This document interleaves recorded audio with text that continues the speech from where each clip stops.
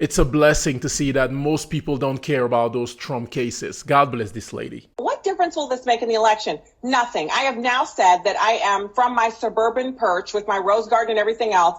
Now I'm totally gangster because for the first time in my life, I'm going to be voting for the felon. If they convict him, voting for him. If they shoot him off to space on one of those Falcon 9 rockets and install him at the space station like a satellite, voting for him. Do I need to throw up like suburban gang signs or take a picture with a coffee mug? Whatever I have to do, get a t-shirt, buy merch. I'm voting for Trump. I don't care what they do to him, what they convict him of. And if that makes me gangster, I finally get my street cred after all these years.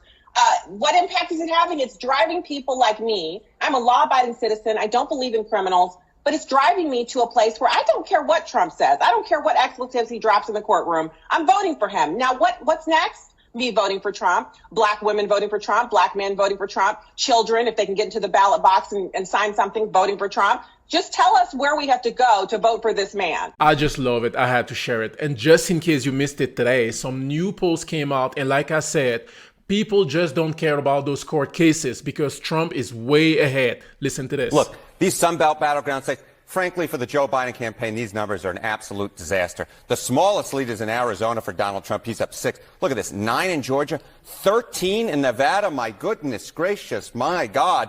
That is a huge lead. No Democrat has lost that state since John Kerry lost it back in 2004. How about these Great Lake battleground states? This is something that the Joe Biden campaign can work with. Look, Pennsylvania, Donald Trump up 3, but that's well within the margin of error. Wisconsin, Donald Trump up 1, well within the margin of error. And actually, a Joe Biden lead well within the margin of error, up a point here. This they can work with the Joe Biden campaign. This, the Donald Trump campaign, absolutely loves, and it looks like a lot of the other polling on the Sunbelt battle. It's advantage Donald Trump, but he's not over the 270 mark just yet, all right? So if we flip Nevada, Arizona, and Georgia here in your lighter shades of pink, you add them to the states, and of course the 2nd Congressional District up in Maine, which Donald Trump won last time around, that gets him to 268 electoral votes.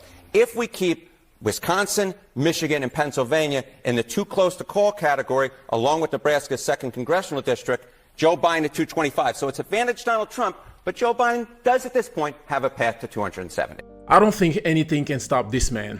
Definitely not that guy. Come on, man. God bless you. Catch you.